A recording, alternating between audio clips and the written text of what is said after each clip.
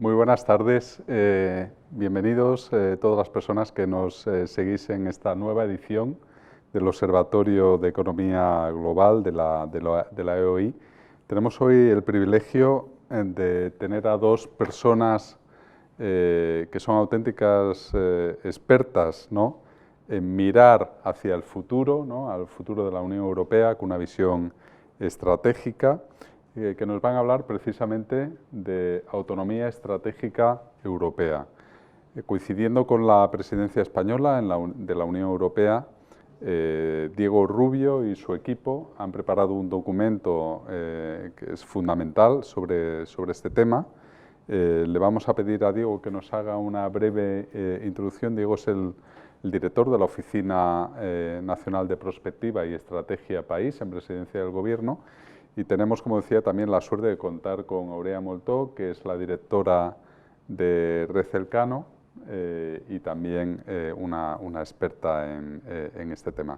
Entonces, si os parece, para iniciar la conversación, Diego, sitúa a todas las personas que nos están siguiendo en qué consiste este documento estratégico, esta visión estratégica que habéis preparado sobre la autonomía estratégica abierta, ¿no?, no de España, sino de la Unión Europea, ¿no?, con esa visión de largo plazo, y a partir de aquí pues arrancamos ya la conversación con Aurea. Encantado. Pues como sabéis, a lo largo de los últimos años se han producido cambios en el orden geopolítico muy significativos que la Unión Europea ha interpretado como una llamada a la acción y una llamada a un reposicionamiento dentro de la forma en la que la Unión se relaciona con el resto del mundo, ¿no? Y esto ya era evidente hace 2 o 3 años. Para nosotros lo que no era tan claro es cuál es la naturaleza de esos cambios que se están produciendo y cómo debe reaccionar la Unión Europea para ellos, ¿no? Se había hecho un trabajo importante por parte de la Comisión, sobre todo un trabajo reactivo, reaccionando a las vulnerabilidades que quedaban en evidencia, primero durante la pandemia de la COVID, luego por la disrupción de las cadenas de suministro asiáticas y luego por la guerra de Putin en Ucrania y todo lo que significó. La Comisión Europea reaccionó a ellas, pero bajo nuestro punto de vista faltaba un diagnóstico empírico de qué estaba pasando realmente en el mundo, cuáles eran nuestras vulnerabilidades exactamente, y hacerlo no tanto de forma retrospectiva, sino más bien de forma prospectiva, que es lo que realmente nos permite prepararnos y reaccionar a tiempo, ¿no? Identificar cuáles van a ser esas vulnerabilidades a futuro.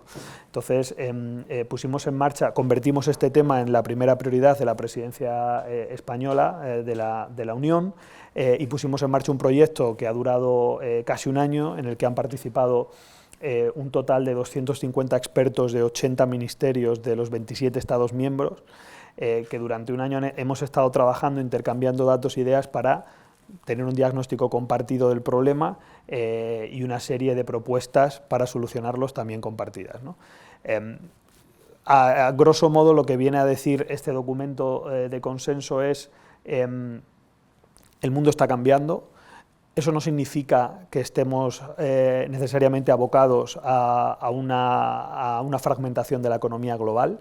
Ciertamente hay síntomas preocupantes, los patrones proteccionistas están creciendo, los conflictos comerciales entre países están aumentando, sí que vemos la prohibición, por ejemplo, de exportaciones de materias primas o de tecnologías específicas en algunos puntos, pero al mismo tiempo lo que vemos es que los intercambios comerciales siguen aumentando, no tan rápido como en el pasado, pero aquí el cambio de patrón no es la crisis, no es la guerra en Ucrania, es la crisis de 2008, como bien sabéis. Ni siquiera los intercambios comerciales entre los supuestos bloques de Oriente y Occidente se están reduciendo, hay una cierta regionalización de la economía, pero en absoluto tan drástica como podría parecer. Es decir, hay una serie de síntomas cuando se analiza también la inversión extranjera directa que nos hacen pensar que la economía global está transformándose, pero eso no significa que necesariamente vaya a desembocar en una economía G2 de 2 bloques económicos fragmentados, divididos, ¿no?, parecidos a lo que podíamos tener durante la Guerra Fría. Y por tanto, nuestro primer mensaje es: oye, la Unión Europea, quizá más que prepararse para sobrevivir en un mundo fragmentado, lo que tiene que hacer es transformarse para ser competitiva y destacar en una economía globalizada distinta, ¿no? Y luego sugerimos una serie de medidas, tanto en materia de protección de sectores estratégicos, domésticos, desarrollo de capacidades internas productivas que ahora no tenemos y que pensamos que van a ser cada vez más importantes a futuro, la necesidad de aumentar nuestra huella comercial con el extranjero. Sí que vemos en la evidencia empírica que tanto Estados Unidos como China se están volviendo más autosuficientes, pero pensamos que eso no significa que Europa tenga que hacer lo mismo. Al contrario, vemos una ventana de oportunidad que deberíamos aprovechar, las implicaciones que eso tiene de cara al orden multilateral y a las instituciones multilaterales, que son las que mantienen esa economía global, etcétera, etcétera, ¿no? Entonces, hemos puesto en marcha esa propuesta, yo creo quizá un poco más aperturista y un poco más optimista de lo que venía existiendo en Europa en los meses siguientes a la pandemia y a la guerra en Ucrania, y ha sido una propuesta que ha sido bendecida por los 27 jefes de Estado y de Gobierno en la cumbre de Granada, y que se va a convertir, este ha sido el acuerdo, en una pieza importante de la agenda estratégica que tiene que aprobar la Unión en los próximos meses. Estupendo, Diego.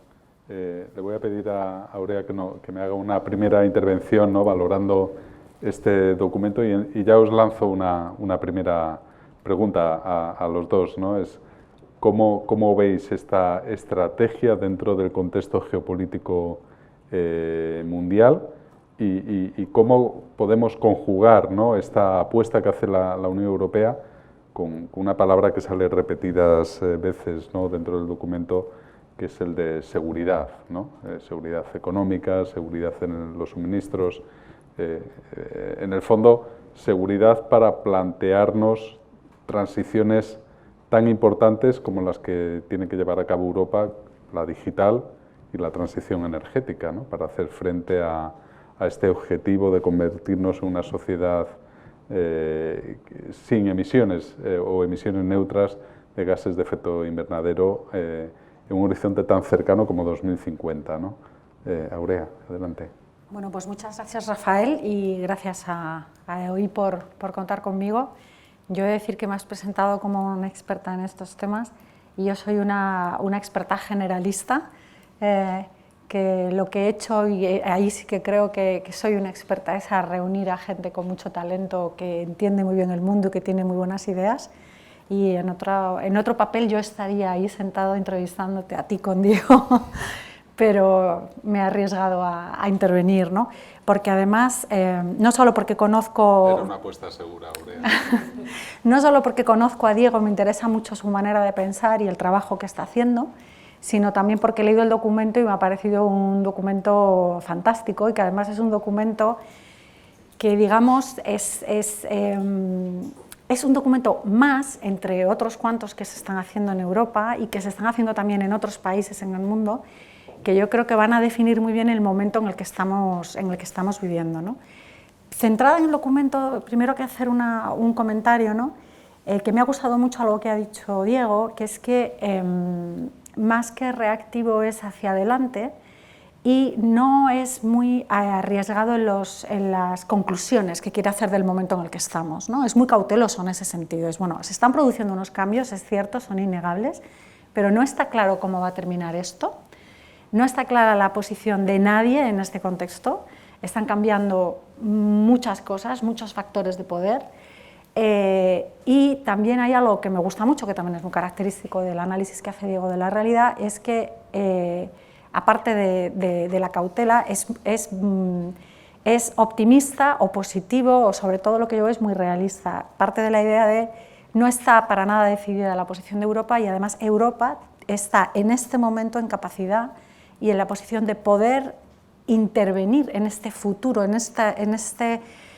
cambio en marcha. No está decidido y no está claro que Europa vaya a quedar en una posición relegada, ¿no? Y al mismo tiempo, cuando lees el documento y ves el contexto internacional, pues te das cuenta que va a ser muy difícil. Y el reto que asume el documento de Diego y otros muchos, pero este muy específicamente porque tiene propuestas muy concretas, es que busca y apuesta por una cuadratura del círculo difícil, que luego hablaremos de ella, pero que por tanto es muy interesante, ¿no? Y dando unos pasos hacia atrás, ¿no? Yo comentaba y tú me preguntabas, ¿no?, sobre el contexto en el que nos estamos haciendo estas preguntas, ¿no?, sobre nuestro modelo económico, sobre cómo debe reorientarse Europa. Y claro, hay un contexto muy claro, marcado por varios elementos, varios fenómenos que están pasando y que son innegables, ¿no? Y uno de ellos es que hay un cambio geoeconómico importante.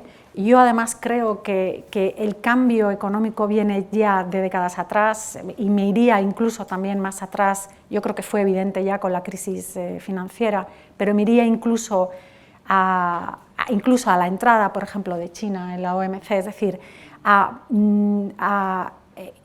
fenómenos de una envergadura muy grande a la economía global que han trastocado el funcionamiento que ha tenido la economía hasta principios del siglo XX. Uno de ellos es la entrada de un gigante como China en la economía, ¿no?, a través de su entrada en la Organización Mundial del Comercio, pero también, por ejemplo, el desarrollo tan potente de tecnologías muy transformadoras. Y yo creo que hay elementos, y dos son estos, que realmente han desencadenado una serie de cambios en el ciclo económico que yo creo que son los que de alguna manera han acelerado el cambio geopolítico. O sea, yo no creo que estemos en un cambio, la lectura, ¿no?, es que se está produciendo un cambio en el orden internacional que nos está llevando a tomar decisiones a que cambie la economía. Mi percepción es que ha habido un cambio paulatino de la economía global, de cómo funciona la economía global y sus actores, que se ha acelerado desde la crisis financiera, que se ha acelerado todavía mucho más con la pandemia del COVID y con la guerra de Ucrania, en todos los órdenes, que es realmente lo que ha impulsado, digamos, que ha pasado ya a una nueva pista el cambio geopolítico en marcha. Pero al mismo tiempo se retroalimenta, porque ahora mismo las decisiones de política económica están muy marcadas por el contexto geopolítico, ¿no? Entonces, yo creo que este es un momento muy interesante. Y detrás de todo esto yo creo que lo que hay es un nuevo concepto de seguridad que lo impregna todo, impregna clarísimamente la dimensión económica, las políticas económicas, pero también las políticas energéticas, las políticas tecnológicas, sin duda, la manera en la que abordamos la migración y la manera en la que estamos abordando muchas otras cosas, ¿no? Entonces, este concepto de seguridad en todos los órdenes, que va mucho más allá de la seguridad tradicional de nuestro territorio, de nuestras fronteras, de nuestras sociedades, etcétera, yo creo que hace que veamos la economía de otra manera, no solo bajo conceptos ni prismas que serían puramente del análisis económico de qué es eficiente, qué es productivo y qué necesitamos, ¿no? Hay que tener en cuenta otras variables, ¿no? ¿Y por qué? ¿Por qué este nuevo concepto de seguridad? Bueno, pues porque han habido fenómenos que han demostrado que hemos tenido un desarrollo económico muy basado en las interdependencias, no tanto en la globalización. Yo no creo que efectivamente la globalización está cambiando, se está reajustando, pero no es que haya un declive, lo que ha dicho Sergio es así, los datos están ahí, ¿no? Los intercambios comerciales continúan creciendo a un ritmo diferente. Pero sí ha habido ciertas interdependencias que nos han hecho perder control de ciertas capacidades que son esenciales para nuestras economías, ¿no? De tal manera que hemos llegado a un momento en el que nos parece y hemos identificado la interdependencia con una vulnerabilidad. Y entonces ahora todas las políticas que hacemos es intentar hacernos menos vulnerables y reducir esas interdependencias, ¿no? Que ahí es donde está influido por el concepto de seguridad. Nos está llevando en muchos casos, yo creo, que a un repliegue peligroso, porque nuestras sociedades, el mundo necesita crecer, el mundo necesita prosperidad, hay grandísimas partes del mundo que están muy necesitadas de tener crecimiento, y al mundo desarrollado, como es claramente la Unión Europea y como Estados Unidos, necesita que el mundo también siga creciendo. Entonces, ¿cómo hacemos esta revisión del sistema que estamos llevando a cabo, ¿no?, basadas en la seguridad, ¿no? La seguridad, porque cuando hablamos también de autonomía estratégica, todo esto, en el fondo estamos haciendo una identificación entre la autonomía con la seguridad. Eres autónomo, autosuficiente y eres más seguro. Y esto además está demostrado que no es así. países y regiones que han apostado por este sistema de la autosuficiencia han sido una catástrofe completamente en el desarrollo económico y de sus sociedades, ¿no? Y detrás de este nuevo concepto de seguridad y de la reevaluación del concepto de las interdependencias, pues está un entorno geopolítico muy competitivo, muy marcado por una competición claramente entre China y Estados Unidos, una rivalidad muy abierta por la preeminencia mundial en muchos órdenes, que ha desatado además luego, digamos, que ha alterado la posición de otros grandes actores, y entre ellos, y ya lo voy a dejar aquí ahora en esta primera intervención, en la Unión Europea, ¿no? La posición que tenía la Unión Europea, porque este entorno competitivo donde el multilateralismo es mucho más inoperante o está mucho más relegado, pues es muy perjudicial para la Unión Europea. La Unión Europea realmente florece, prospera y le van bien las cosas cuando hay un entorno internacional de cooperación, cuando la apertura, porque sí que hemos visto un declive en la apertura económica y un declive en los acuerdos comerciales, prácticamente no se firman acuerdos comerciales en ninguna parte del mundo, excepto los asiáticos, y excepto África, por cierto, que recientemente ha hecho un acuerdo de libre comercio de todo continental, pero Estados Unidos ha eliminado, por ejemplo, la política comercial de su política exterior, y este declive de la apertura, de los acuerdos comerciales, de los procesos de integración, pues perjudica mucho a la posición de Europa y, digamos, al atractivo que puede tener Europa en el mundo. Lo voy a dejar aquí de momento y yo creo que podemos seguir. Porque Aurea ha sacado muchos temas, antes de entrar en algunos de ellos, vamos un paso hacia atrás al primero de los que estábamos hablando, ¿no? De este contexto geopolítico, Diego, y de seguridad. Para vosotros, ¿cómo habéis enfocado este reto con el documento que habéis preparado? ¿Cómo lo veis y cuál es vuestro objetivo, ¿no?, a la hora de abordarlo? Yo soy historiador de formación y como tal me cuesta mucho ver la realidad de otra forma, ¿no?, en el corto plazo. Desde una perspectiva histórica, no comparto el diagnóstico casi generalizado de que vivimos en un momento especialmente terrible y peligroso y en una policrisis, ¿no?, un concepto que es además antiquísimo, y tenemos al secretario general de Naciones Unidas hablando de una cascada de crisis. Bueno, yo creo que si uno analiza los últimos, no me voy a ir a los mediados del siglo XX, los últimos 20 o 30 años de forma un poco crítica, se dará cuenta que el momento actual no es especialmente complicado si lo comparamos con otras coyunturas. Soy perfectamente consciente de que el número de conflictos en el mundo ha crecido, el número de personas viviendo en países en guerra ha crecido, soy consciente de que tenemos el reto del cambio climático, soy consciente de todas esas cosas, pero aún así sigo pensando que la coyuntura no es especialmente peor o mejor que la de otros momentos históricos. Y las expectativas son muy importantes porque, como los economistas han demostrado en muchas ocasiones, modifican el comportamiento de los actores casi más que la realidad en sí misma, ¿no? Entonces, si se generaliza la sensación de que esto va a peor, de que nos estamos viendo arrastrados por un torrente internacional, eso que se llama en ciencia política, ¿no?, la tragedia de los grandes poderes y todas estas teorías, que por cierto llevan 100 años repitiendo lo mismo, ¿no?, desde Spengler y todos estos, vamos a tomar unas decisiones en una dirección, ¿no? Y entre otras cosas, pues por ejemplo, vamos a llegar a la conclusión de que efectivamente toda relación con países con el exterior es una fuente de vulnerabilidad y que hay que cortar esas relaciones. Los países más invulnerables del mundo deben ser Corea del Norte y Cuba y Turkmenistán. No me parece que sea así, pero en base a esa lógica ese es el modelo a seguir. Entonces, yo creo que el contexto, por responder a tu pregunta, plantea dificultades, como siempre, pero no lo veo especialmente difícil y, sobre todo, si me permites, no lo veo especialmente más complejo que en el pasado, ¿no? Esta idea de que ahora es un momento muy complejo, yo creo que si eso se lo dijésemos a alguien que vivía en 1935 se reiría en nuestra cara, ¿no? Pero bueno, pero yo soy de natural optimista. Entonces, por responder exactamente a tu pregunta, Rafa, como yo tengo estos sesgos y soy consciente de ello, una de las cosas que hicimos cuando empezamos a trabajar y analizar los datos fue ir a ver, entre otras cosas, al equipo de seguridad de estrategia de la OTAN, para ver si nosotros éramos especialmente optimistas y no estábamos viendo algo. Ellos sí eran muy pesimistas, ellos sí que ven una probabilidad alta de que nos vayamos a este mundo de conflicto abierto entre China y Occidente y demás, no sé cuánto. Lo que pasa es que yo creo que cuando uno es un martillo solo ve clavos, ¿no?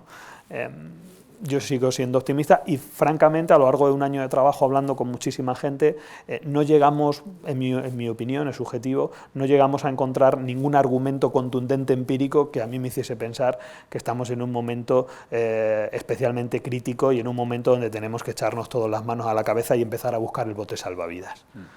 Me parece muy sugerente lo que has comentado en tu primera intervención, Diego, y lo relaciono con algo que ha dicho Aurea, porque normalmente hemos visto, ¿no?, en los últimos años, sobre todo por lo que tú has comentado, COVID, las disrupciones en las cadenas mundiales de producción, los cuellos de botella, luego la guerra en Ucrania, hemos visto la interdependencia como una fuente de vulnerabilidad.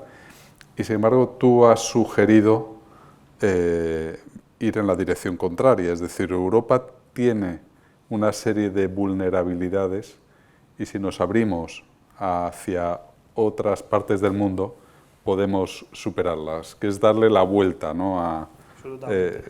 ¿Puedes elaborar un poco? Sí, de hecho, a mí me habría porque esto gustado, lo habéis abordado en el documento. Sí, a mí me habría gustado. Sabéis que el concepto de autonomía estratégica es el que impulsa la Comisión Europea y el que domina la conversación hoy en día en Europa. Yo intenté cambiarlo por pasar de autonomía estratégica a apertura estratégica. Me parecía mucho más interesante. Lo que pasa es que los conceptos, una vez se han firmado en acuerdos, son sagrados y no quieren abrir otra vez el melón, ¿no? Si los elabora Francia, ¿no? Entre otras cosas.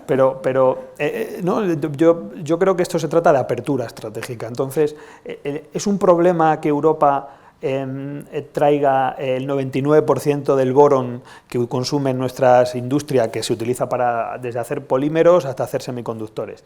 De fuera de Europa, bueno, no sé si es un problema, es que no hay boron en Europa. Entonces, si queremos tener la industria que utiliza ese material, pues necesitamos traerlo de fuera. El problema es que traemos el 97% de Turquía. Eso sí es un problema. Y sí que es razonable pensar, porque lo hemos visto los últimos 2 o 3 años, que en un momento de tensión, Turquía, esa cadena de suministro se puede ver disrupcionada por lo que sea. Por factores fuera del control del gobierno de Turquía o por otra cosa, ¿no? Entonces hay que diversificar. Pero hay una falsa creencia aquí, y es muy interesante porque en realidad tenemos un conocimiento muy pobre, tú esto que lo has estudiado, Rafa, de las cadenas de suministro. Estamos todo el día hablando de cadenas de suministro, pero en realidad no conocemos bien cómo funcionan ni cómo fluyen. Entonces, por ejemplo, asumimos todos que el 99%, 98%, no recuerdo, de las tierras raras vienen de China. No, se refinan en China.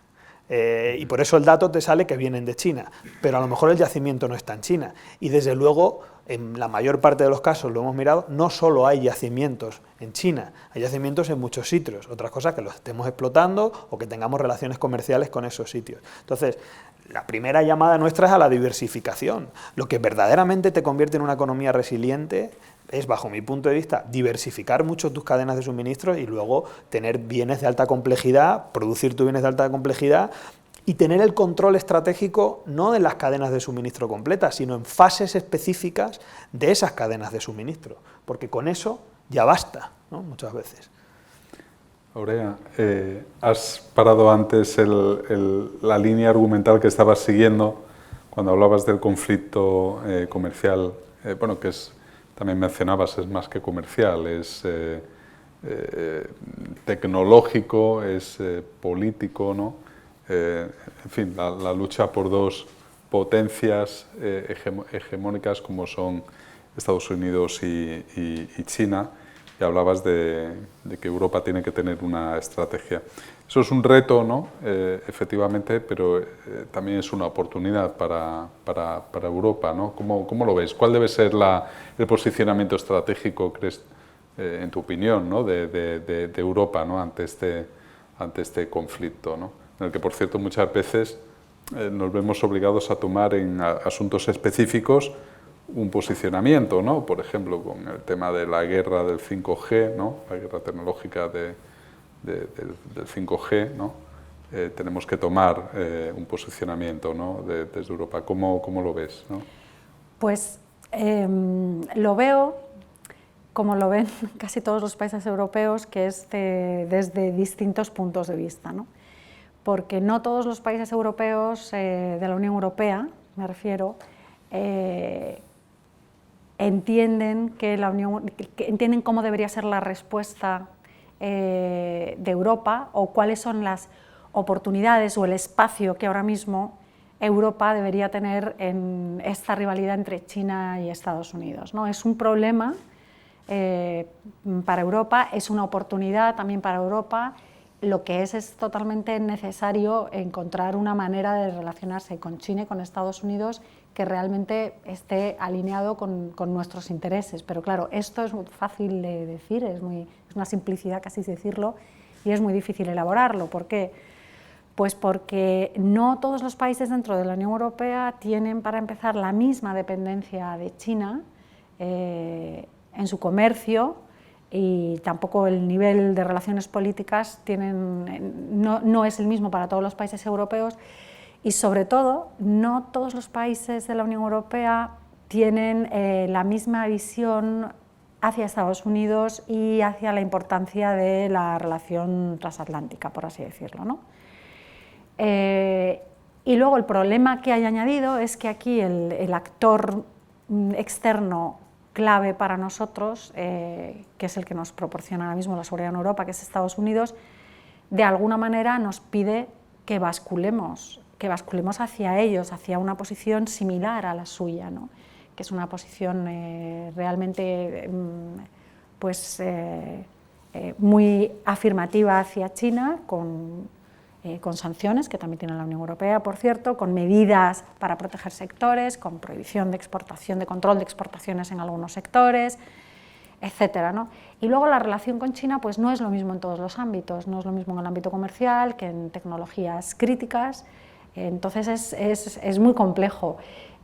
¿Cómo va a reaccionar la Unión Europea? Pues va a depender realmente de cómo sean los europeos capaces de coordinarse y de encontrar una postura que les permita seguir desarrollando sus relaciones económicas con China de tal manera que beneficie a las economías europeas también, pero que tampoco comprometa el desarrollo de sectores estratégicos para Europa, y al mismo tiempo que no nos coloque en una situación de dificultad con Estados Unidos, que es un socio muy importante, porque además no solo es un problema económico, sino es también un problema de valores, y hay un alineamiento también en un modelo del mundo, en un modelo del multilateralismo que no lo podemos obviar. Con China no puedes obviar solo que no son solo importantes las relaciones comerciales que tienes con ellos en el sector del automóvil o en algunas tecnologías, en los suministros no solo de materias primas esenciales para nuestras tecnologías, sino también de otros componentes, sino que también China representa un modelo de estar en el mundo. China también está intentando rehacer el multilateralismo a su manera, está intentando reunir alrededor de China a un conjunto de países que son importantes socios también y serían importantes socios también para Europa, y Europa tiene que ser capaz de encontrar este terreno intermedio, ¿no? Entonces es difícil, y además yo creo que se va a hacer más difícil conforme evolucione la política estadounidense, ¿no?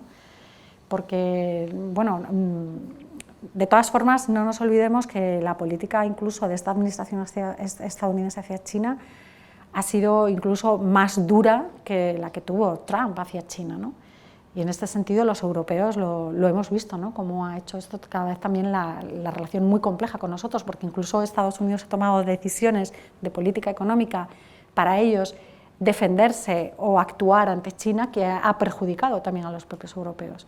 Entonces aquí hay un reto, porque no todos los países europeos lo ven igual, no lo ven igual países europeos pues como Lituania, que han sufrido medidas de coerción económica por parte de China, simplemente por abrir una oficina de representación bueno, simplemente, los chinos no dirían simplemente, ¿no? de Taiwán,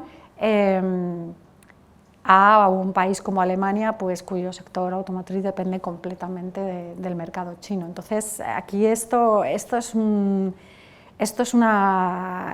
a ser, digamos, una de las grandes discusiones de política exterior de la Unión Europea en muy breve plazo. ¿Cómo te relacionas con China manteniendo tus valores, sin crear unas dependencias comerciales que te lleven, por ejemplo, a un escenario como el que hemos tenido en la relación con Rusia, por ejemplo? Esto el alto representante dice, ¿no? Pues hemos sido dependientes de Rusia en materia energética, de un país como Rusia en materia energética, somos dependientes en materia comercial de un país como China, y somos dependientes en materia de seguridad de un país como Estados Unidos, diferentes todos, ¿no? Pero ¿cómo va a ser Europa capaz de ganar un margen de autonomía en estos tres ámbitos? Yo creo que esto es de lo que estamos hablando, ¿no? Y para eso estamos también tratando de hacer estas estrategias, ¿no? Y estos planes, ¿no?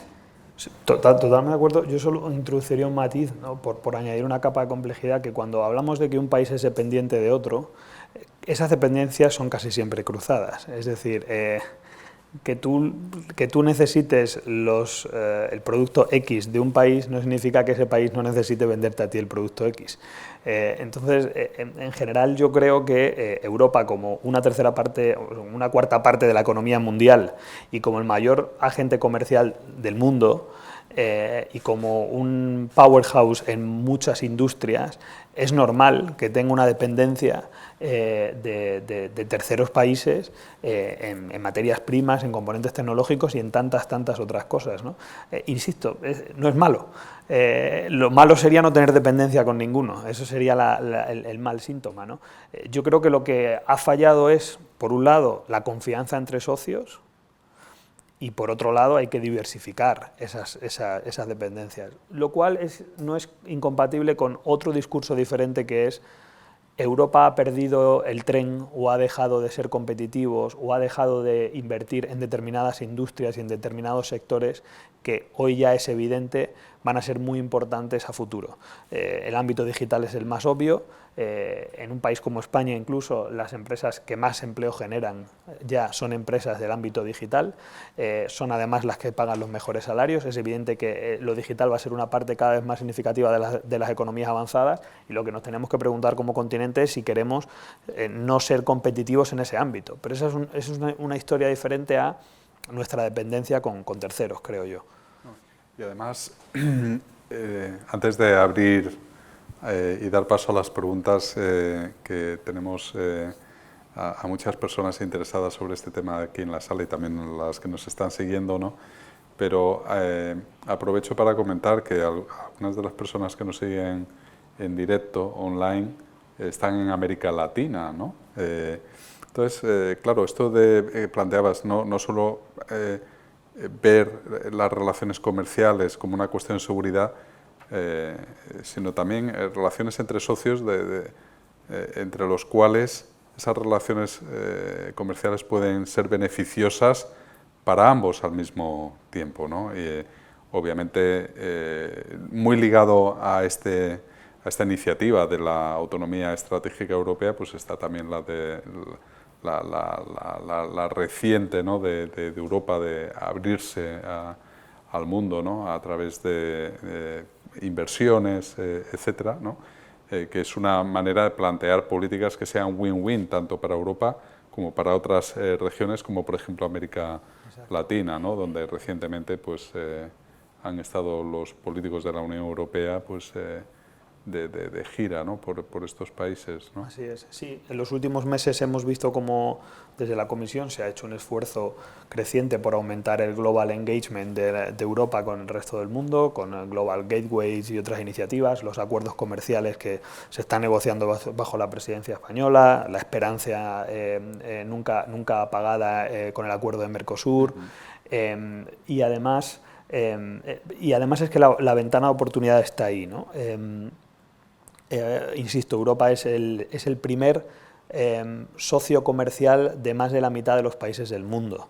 Esto es más que China y Estados Unidos, obviamente, ¿no? Entonces, para empezar, tenemos ya una posición de fortaleza sobre la que podemos trabajar, y yo creo que el consenso que hemos encontrado entre los Estados miembros es que hay que lanzar una nueva expansión comercial y que esa expansión comercial obviamente tiene que aprender de los errores del pasado, tanto de los europeos como de los norteamericanos y de los chinos, ¿no? Cuando uno mira los datos, y hay muchas encuestas tanto a líderes empresariales como líderes de gobiernos, como sociedad civil, en países de América Latina, Asia y África, uno encuentra prácticamente siempre el mismo diagnóstico y la misma aptitud.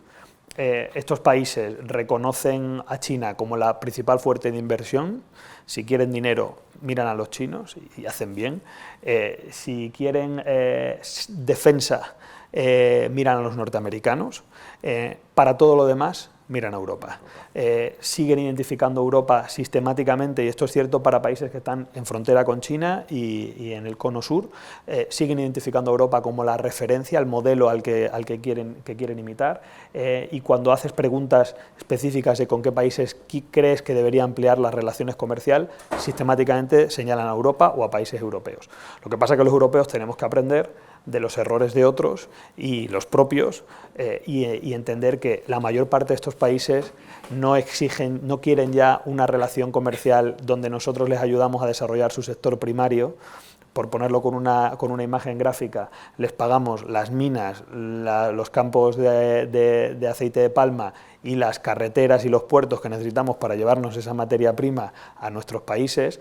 Quieren también desarrollar su industria y su sector servicios. Y Europa tiene que ser capaz de ofrecer a estos países la posibilidad de desarrollar su industria y su sector servicios, porque además tenemos mucha evidencia empírica, por ejemplo, toda la elaborada durante más de 20 años, que analizan, la conocéis, el grado de afinidad económica de Europa con países latinoamericanos, que nos dice que es altísima. Es decir, ahí es un win-win, no hay incompatibilidades, que ellos desarrollarían servicios que nosotros no tenemos y viceversa, ¿no? Entonces, hay una oportunidad real para que Europa salga ahí fuera y entable y refuerce las relaciones comerciales como no lo había hecho hasta ahora y de una forma distinta. Pero bueno, ¿cómo se hace eso? Me pregunto yo, ¿no? Porque, por ejemplo, el Global Gateway, el volumen que tiene es incomparable con el dinero disponible que tiene China. Pero es que es lo que mencionaba, yo creo que por vía de inversión no compites, y además no tiene sentido competir. Yo creo que los europeos tenemos que ofrecer una oferta mucho más equilibrada, donde metemos en el mix cosas que ni China ni Estados Unidos pueden ofrecer. Pongo algunos ejemplos concretos. Los datos nos dicen que la mayor parte de países de África o de América Latina, cuando tú preguntas a la gente dónde se quieren formar, señalan Europa. Ellos, la gente ve Europa como el sitio donde vivir y donde formarse. Y sabemos que esos países tienen una necesidad de ofrecer oportunidades de cualificación a sus trabajadores y a su población, sobre todo títulos de grado medio, formación profesional. No tienen esa opción. Nuestro propio vecino Marruecos tiene una necesidad de ofrecer alternativas formativas a su población que ellos no pueden darles. Y nosotros tenemos necesidad de mano de obra, y además de mano de obra en esos sectores y a esos niveles, ¿no? Bueno, aquí hay una oportunidad enorme, ¿no? Tenemos que explorar mucho más, yo creo, la migración circular, tanto laboral como formativa, porque por mucho que China tenga dinero, un colombiano siempre va a preferir hacer un máster o una FP superior en Madrid que en China. Siempre lo va a preferir, siempre va a ser más fácil para él. Y lo mismo ocurre con muchos países africanos, con países europeos,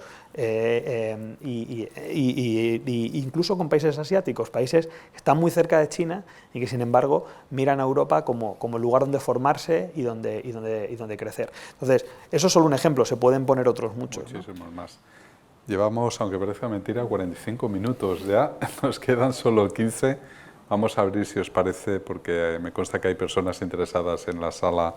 Por supuesto, también invito a todas las personas que nos están siguiendo online. Lo único que os pido es que os identifiquéis, sobre todo, porque aunque nos conozcamos, pero las personas que nos siguen en directo y que luego nos van a ver en streaming, pues que sepan quién están haciendo las preguntas.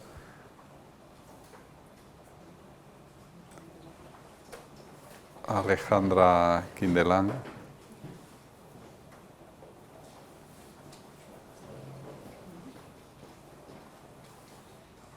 Muchas gracias. Soy Alejandra Quindelán, presidenta de la Asociación Española de Banca.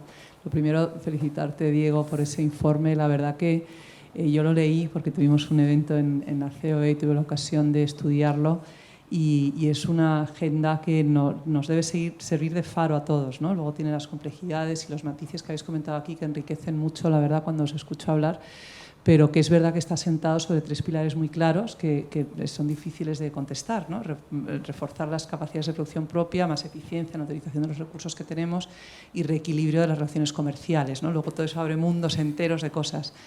Me acuerdo cuando estudié el informe que había un gráfico donde se mostraban todas esas pléyades de prioridades que se despliegan de cada uno de estos pilares y que pasan desde atraer talento, políticas de inmigración, formación, etcétera, a bueno, pues todos los demás temas, que son muchos, ¿no?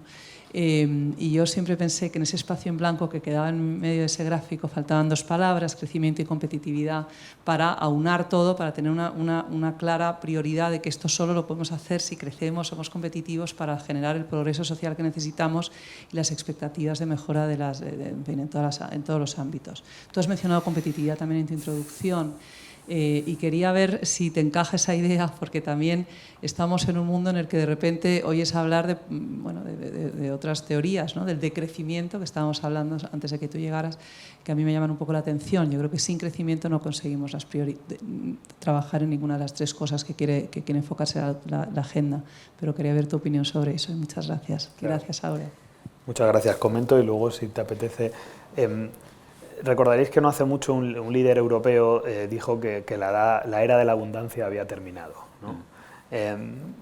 De nuevo, esto es una frase que los europeos escuchamos por ponernos muy atrás, desde 1970, cuando los 40 años de gran crecimiento económico a mediados del siglo XX se vieron interrumpidos por primera vez por las crisis del petróleo. Ya ahí empezamos a decir que la era de la abundancia había terminado, que la era del crecimiento había acabado, y que ya lo único que nos quedaba por delante era empobrecimiento, ¿no? Y perder competitividad en aquella época no hablamos de China, hablamos de Japón, que ya era una de las principales economías del mundo, ¿no? De eso hace 50 años, y en estos 50 años lo cierto es que Europa no ha parado de crecer, y ya no digo incluso la calidad de vida y las condiciones de vida, Europa no ha parado de crecer, ¿no? Podemos debatir sobre si ha crecido más o menos que otros continentes y que otras regiones, y la respuesta posiblemente es que ha crecido menos en términos tanto relativos como absolutos, pero bueno, yo siempre recuerdo que sería un poco naif comparar cuánto crece un niño de 7 años con cuánto crece un señor de 70 años y sacar conclusiones en base a ello, ¿no? Creo que las regiones y los países que comparamos a veces no son comparables. Francamente, creo que Europa tiene todos los ingredientes que la literatura académica nos dice son necesarios para ser competitivos y crecer.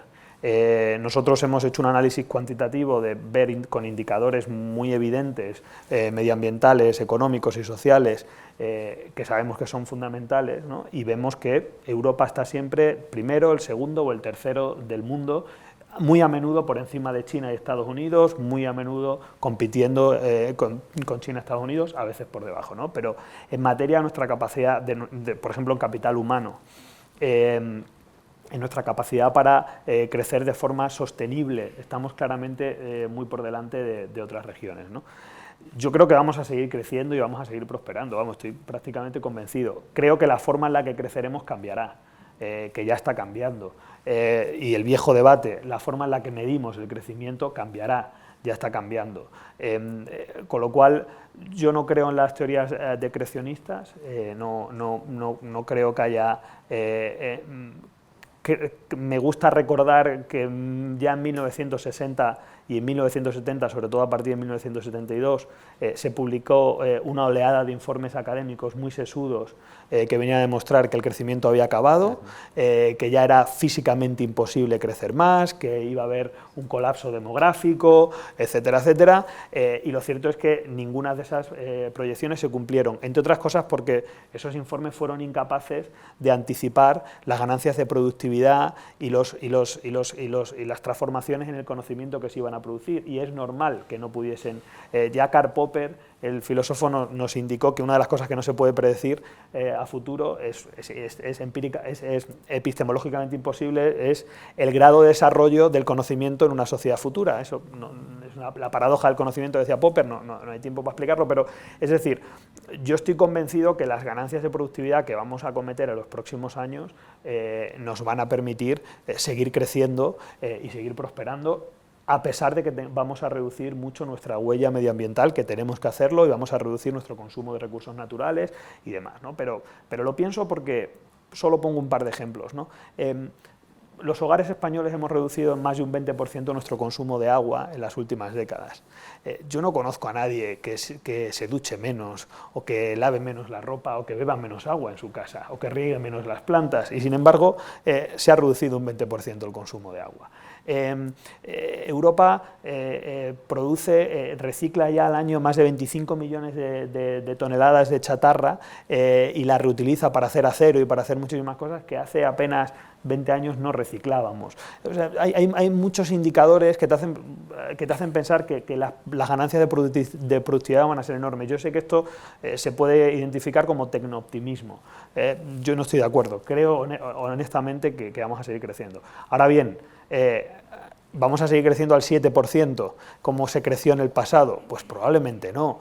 Y es que yo creo que el paradigma económico va a cambiar, y a lo mejor aquí, Rafa, tú me corriges, pero creo que a futuro el debate no va a ser tanto crecer a 2 dígitos, va a ser cómo logras crecer dentro de los límites planetarios, y sobre todo cómo logras que ese crecimiento se traduzca en mejoras de bienestar para la población, porque hay muchos países o en muchos periodos de nuestra historia que hemos crecido mucho y que eso no se ha traducido en ganancias de bienestar. Bueno, de hecho esta es una de las ventajas que tiene Europa, ¿no? Cuando en lugar de hablar, ¿no?, de prosperidad en términos de Producto Interior Bruto per cápita, hablamos de bienestar per cápita y tenemos en cuenta consumo público y privado per cápita, tenemos en cuenta el ocio, ¿no? Cuántas horas de trabajo necesitamos para alcanzar ese nivel de vida, hablamos de desigualdad, hablamos de cuántas emisiones de gases de efecto invernadero necesitamos para producir esos niveles de bienestar, o hablamos de esperanza de vida, ¿no? Pues efectivamente, un trabajo que hemos hecho en BBVA Research, lo que encontramos es que muchos países europeos que tienen niveles de renta per cápita inferiores a los de Estados Unidos están muy por encima en términos de bienestar a Estados Unidos, ¿no? Y esto se puede, afortunadamente, se puede medir. Pero seguro que Aurea tiene ideas para contestar a Alejandra también, que es la protagonista hoy. Claro, todo esto lo que pasa es que se asienta efectivamente en la sostenibilidad de este modelo europeo, ¿no? Que es lo que hace que a día de hoy, en este momento, efectivamente, sea el lugar donde no solo prefieren formarse ciudadanos africanos de muchísimos países que prefieren venir a estudiar a Europa y a lo mejor no irse a China, o incluso a vivir, ¿no?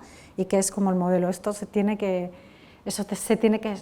sostener, estos niveles de gasto público tienen que ser sostenibles, y para esto efectivamente tenemos que seguir creciendo, para esto tenemos que lograr esos aumentos de la productividad, que por dónde van a venir, también por la tecnología también depende de que seamos capaces de mantener un nivel de innovación adecuado, y aquí por ejemplo, es donde a mí me surge una duda, que como no soy economista, tú dices que eres historiador, yo soy periodista, y esto nadie es perfecto, desde luego, pero mi pregunta es, en este nuevo entorno de políticas económicas orientadas hacia la seguridad, no en vano la estrategia de la Comisión Europea se llama Estrategia de Seguridad Económica, ¿no?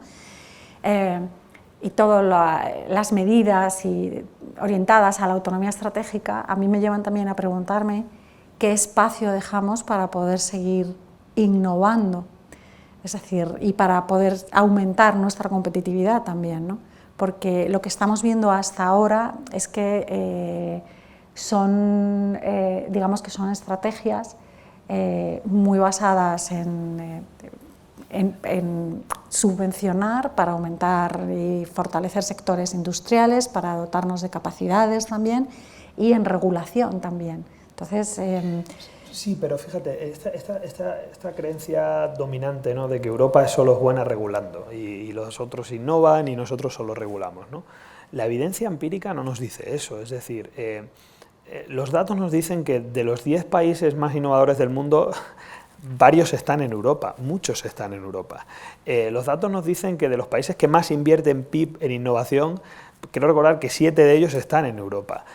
Los datos nos dicen que en términos absolutos Europa tiene el mejor, en términos relativos, el mejor ecosistema de innovación del mundo, o el segundo mejor si lo comparas con Estados Unidos, dependiendo de cómo los midas. En términos absolutos, nuestra capacidad de innovar, de patentar, de crear, no ha parado de crecer. Lo que pasa que en términos relativos no, pero y esta es la trampa, ¿no? Cuando dicen, no, es que hace 50 años Europa producía el 50% de las aplicaciones de patentes y ahora es solo el 25%. Bueno, ¿y usted qué quiere? ¿Que el resto del mundo viva en la edad de piedra? ¿Durante cuánto tiempo? ¿No? O sea, aquí hay una idea un poco tóxica de la economía como un juego de suma cero y un poco una paradoja absurda donde los europeos nos hemos pasado décadas dedicando no solo dinero sino también en ayuda al desarrollo, sino también ayudando de todas las formas posibles a potenciar la educación, los ecosistemas de investigación de otros países emergentes como China, y ahora que empiezan a innovar y empiezan a ser capaces, nuestra percepción es sentirnos amenazados y sentirnos que en un juego suma cero, si ellos innovan, nosotros no innovamos, ¿no? Bueno, yo es que no lo veo en esos términos, entonces creo que el conocimiento es infinito, con lo cual que en vez de doctorados, ingenieros solo en España o en Europa o en Estados Unidos, los haya también en Corea del Sur y en China, a mí me parece una gran noticia para la humanidad, porque además tenemos que, siempre nos fijamos cuando analizamos estas cosas en los ámbitos donde competimos, ¿no? Y entonces hacemos la trampa y miramos tierras raras, y como la tierra rara es una cosa que si la consumo yo no la consumes tú, entonces ya es evidente, estamos en un... Pero la vacuna contra la COVID, eso se genera en un sitio y se comparte en todos. La cura contra el cáncer de páncreas, a mí francamente me da igual si la desarrolla un chino. Me parecerá una victoria a la humanidad si se desarrolla, y punto. Y eso nos va a hacer vivir mejor a todos. Preferiría que lo desarrollara una empresa europea, por supuesto, pero... no sé, yo creo que vemos estos en unos términos un poco extraños y además creo que seguimos arrastrando todavía la visión del mundo de los años 60, 70, 80, 90, donde post Segunda Guerra Mundial, donde el mundo estaba dominado por dos ejes, que era Europa Occidental y Estados Unidos, ¿no? Y lo demás era un vacío, con la excepción de Japón. Y yo creo que esto es una anomalía histórica, es decir, lo normal, históricamente, es que China sea la mitad del PIB mundial. Eso es lo normal, eso es lo que ha pasado durante los últimos 2000 años. Lo raro ha sido lo que hemos tenido durante los últimos 100. Pero con esto lo que quiero decir, y sé que no es un argumento decisivo, pero Europa ha prosperado durante siglos, no a pesar de que China prosperase y fuese una gran potencia demográfica, económica y científica. Ha sido gracias a que China era una potencia económica, tal. Nos encanta a los españoles nuestra vinculación con América Latina. La tecnología de navegación que nos permitió llegar a América Latina vino de China. Es decir, hay tantos y tantos ejemplos donde pensar en términos de juego de suma cero, las relaciones internacionales, a mi modo de ver, es algo derivado de un dominio de los expertos en seguridad y en defensa que ven la realidad en esos términos, pero si lo ves en términos económicos, científicos, humanos, yo francamente creo que lo que nos viene ahora, y eso no implica ignorar las fricciones, que las va a haber y las guerras, y existirán siempre, pero eso yo no veo que por delante tengamos 100 años de empobrecimiento, yo creo que tenemos 100 años de prosperidad. Pero yo no me refería a lo que hacen los terceros y que se plantean, hasta qué punto nos puede plantear una amenaza, no. Me refería a lo que estamos haciendo nosotros internamente para garantizar esta autonomía estratégica o esta seguridad económica. Es decir, cómo nuestras propias decisiones políticas pueden limitar nuestra capacidad de innovar, nuestra productividad, es decir...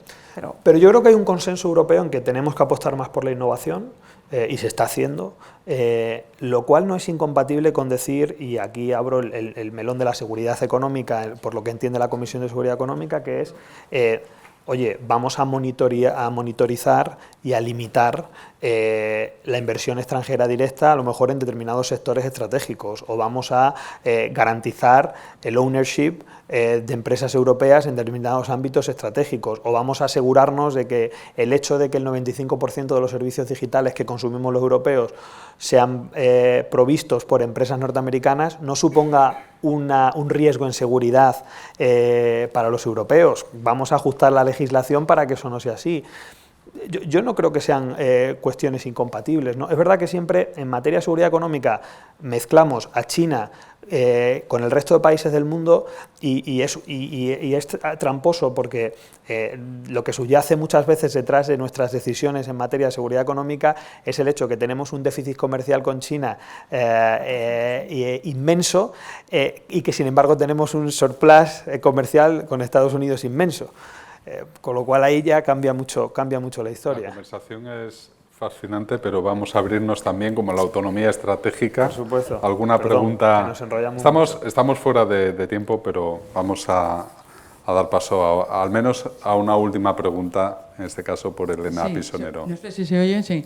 Soy Elena Pisonero, estoy en el Observatorio de Economía Global y tengo un recorrido como economista en economía internacional y tal. Bueno, no, me parece que es una conversación muy relevante y fascinante, pero yo tengo lamentablemente una obsesión, y es que creo que los funcionamientos son complejos porque conforman sistemas, ¿no? Y en el análisis que habéis hecho, lo apuntaba Aurea al principio, creo que se obvian elementos que al final son determinantes en la toma de decisiones, que son las que aterrizan la visión a las acciones concretas, ¿no?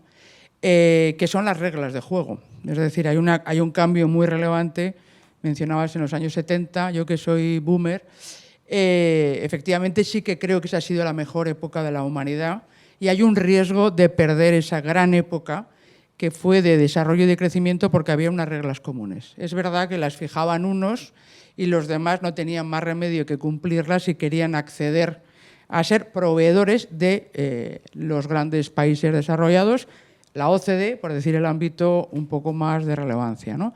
Pero eso se ha quebrado y digamos que no hay reglas comunes y lo peor que se puede hacer para tomar decisiones es no saber qué reglas se van a aplicar. Y yo creo que esa para mí es la principal amenaza en la que hay una arbitrariedad absoluta de entrada en las negociaciones para llegar a acuerdos y por lo tanto hay una inseguridad brutal sobre quién va a garantizar la seguridad del acuerdo. Y esto me parece determinante y es un elemento que ha quebrado porque efectivamente ya los países no son sumisos, afortunadamente, estoy de acuerdo, y tienen una capacidad de negociar que viene en gran medida porque poseen los recursos que, como tú bien decías, no tenemos en Europa y necesitamos para mantener nuestro modelo de vida, ¿vale? Entonces, eso es lo que conforma un sistema para tomar decisiones que en mi opinión no puede obviarse a la hora de dibujar, y me encanta el optimismo, un panorama de crecimiento en el que, como digo, las reglas son muy importantes y son muy importantes los valores culturales. Yo que me acuerdo cuando decíamos, no, en América tenemos que vender mucho. Pues no, al final efectivamente tuvimos que invertir y generar infraestructuras in situ, pero no comerciar, y al final, bueno, ha habido una traslación de riqueza, me parece bien. Pero la cultura es muy determinante y es muy determinante el sistema político de reglas, porque no es lo mismo tener que rendir cuentas a tu sociedad de las decisiones que tomas que no tener que explicar nada. Es mucho más fácil imponer acuerdos cuando no tienes que explicarlos ni recabar el apoyo de tus ciudadanos en las votaciones. Y ahí hay un elemento muy importante, son reglas de comercio mundiales y son reglas de juego concretas a la hora de tomar decisiones en los que las empresas van moviéndose y pueden arbitrar, pero no son las mismas reglas que existen en tu país con un régimen democrático, para nada. Y eso es la realidad a la que se enfrentan las empresas. Entonces, elemento político, elemento social y de toma de decisiones en el que los acuerdos están muy bien plantearlos, pero luego hay que llevarlos a la práctica. Y un elemento que también me ha parecido que no se sopesa lo suficiente, y es que en ese cambio sistémico en el que, digamos que Europa, como parte de la OCDE, no es la que marca las reglas, por muy buena reguladora que sea, no, o sea, las puede poner, pero la cuestión es el enforcement. es el cumplimiento. Hay órganos que realmente, la OMC, pues desapareció su fortaleza en el momento en que se permitía que otros no las cumplieran, las reglas que establecía, empezando por Estados Unidos, por cierto.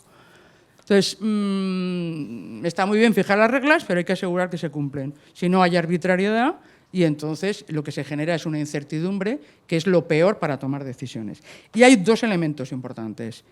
Creo que Europa efectivamente tiene lo mejor para avanzar, pero somos una población en conjunto envejecida y decreciente que va a necesitar talento de fuera para poder sostener un modelo en el que efectivamente con una mentalidad más mayor o más envejecida pierde algo que es fundamental en estos tiempos, que es la agilidad para innovar pero para producir. O sea, no se trata de hacer buenas leyes, no se trata de hacer buenas patentes, sino que hay que llevarlas a productos concretos, ¿no? Y yo creo que Europa está muy lejos de lo que es la dinámica de digitalización y de tecnologías que están determinando los modelos de negocio a nivel mundial.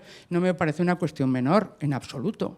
Entonces, está muy bien, pero creo que tenemos un problema para sostener ese modelo que nos envidian los demás de estado de bienestar, que se basa en clases medias que representaban el 80% de la población, con una educación muy potente, que la que tenemos ahora es la del siglo XX y no la del siglo XXI. O sea, tenemos problemas bastante relevantes, ¿no?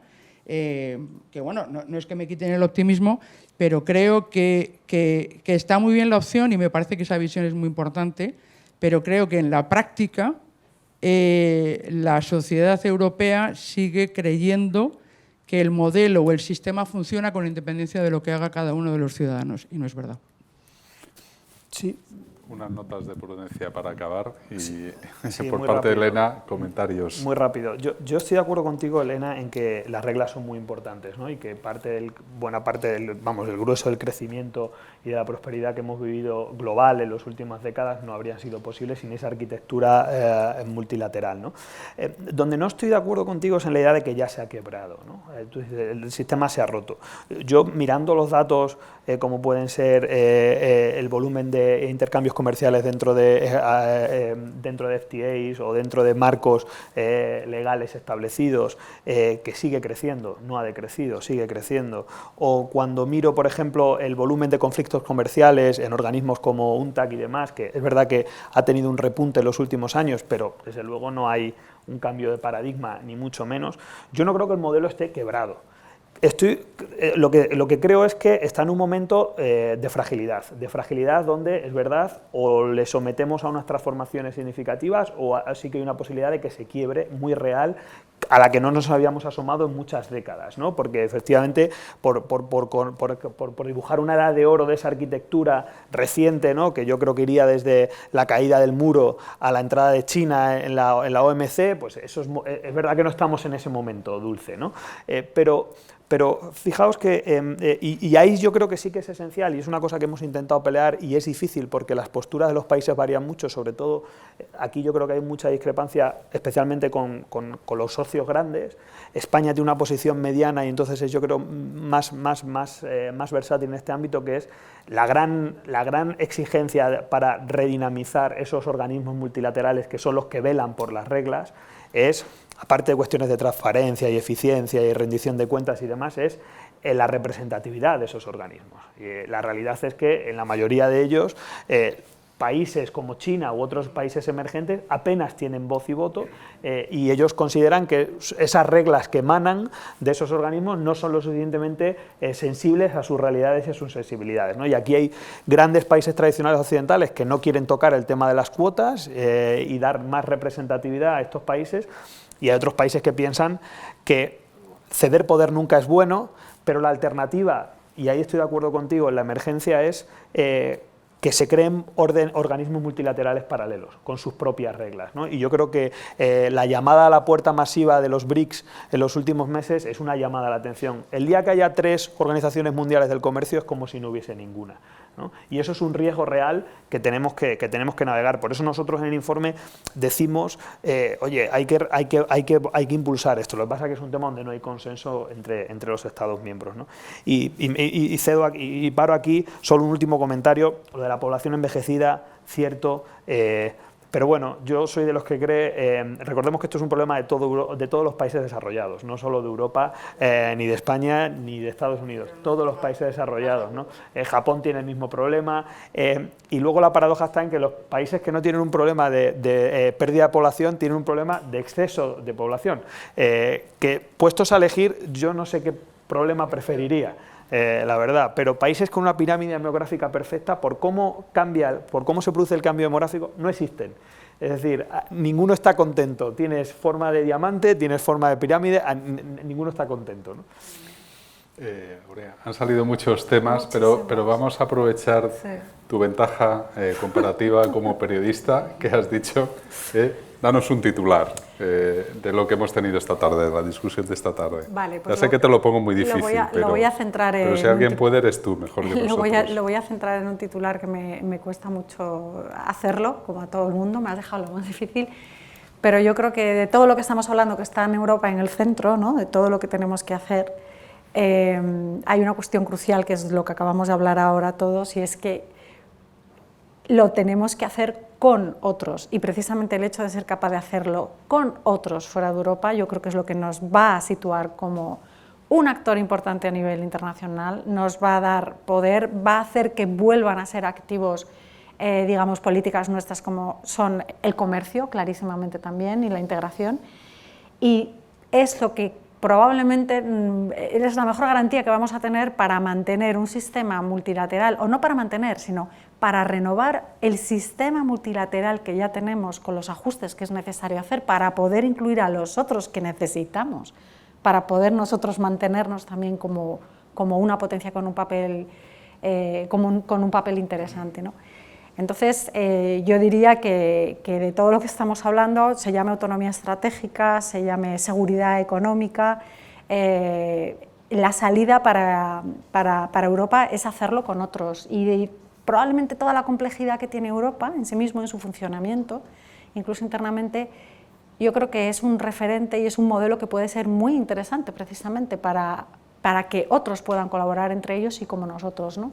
Y yo creo que esa tiene que ser la gran apuesta, evitar que realmente el sistema multilateral y el orden que tenemos hasta ahora se fragmente completamente y se desmorone del todo, ¿no? Aurea, muchísimas gracias. Diego, muchísimas gracias. Y a todas las personas que nos habéis seguido, la verdad es que ha sido un privilegio seguir esta conversación, y desde luego os emplazo, porque este tema lo vamos a tener que seguir analizando, discutiendo, debatiendo en el futuro, y desde luego será un auténtico privilegio volver a contar con vosotros en este observatorio. Muchísimas gracias. Gracias a vosotros.